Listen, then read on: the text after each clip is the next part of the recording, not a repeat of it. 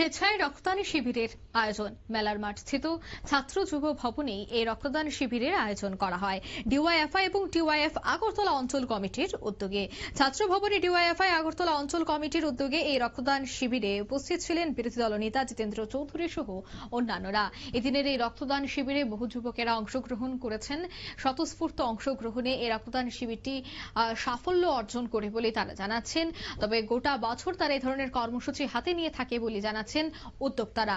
এদিনের এই রক্তদান শিবির থেকে কি বলছেন শোনাবো একবার। একটা রক্তদান শিবির এখানে সংগঠিত করছি। রক্তদান এটা এখন অত্যন্ত বলতে হয় জরুরি, কেননা এই রক্তের অভাবে বহু মুমূর্ষ রোগী অকালেই তাদের জীবন নেবে। কিন্তু তার চেয়েও আরো বেশি এই মুহূর্তে যেটা প্রয়োজন সেটা হলো আমাদের বর্তমান আমাদের দেশের বা এই রাজ্যের যে সামাজিক ব্যবস্থা,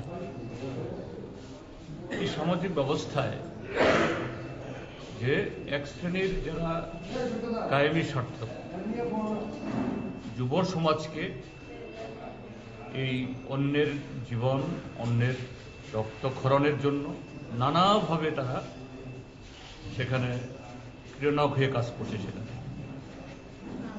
আমাদের রাজ্যের মধ্যেও আমরা দেখি প্রায় প্রতিদিনই রক্ত ঝরছে, শুধু দুর্ঘটনায় না, এরকম সামাজিক রাজনৈতিক বিভিন্ন কারণে।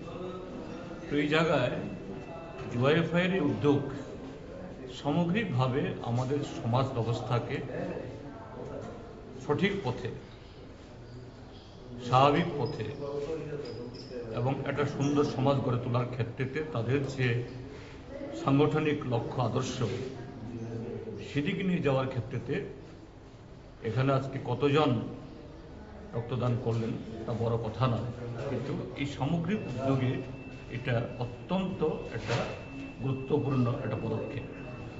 আমি ডিওয়াইএফআই এবং টিওয়াইএফ এর এই আগরতলা অঞ্চল কমিটি দুটি তাদেরকে আমি ধন্যবাদ জানাবো এবং সাথে আজকে যে সমস্ত যুবকরা এখানে রক্তদান করছেন এবং আরো করবেন তাদের সকলেরই সুস্বাস্থ্য এবং দীর্ঘায়ু আমি কামনা করছি।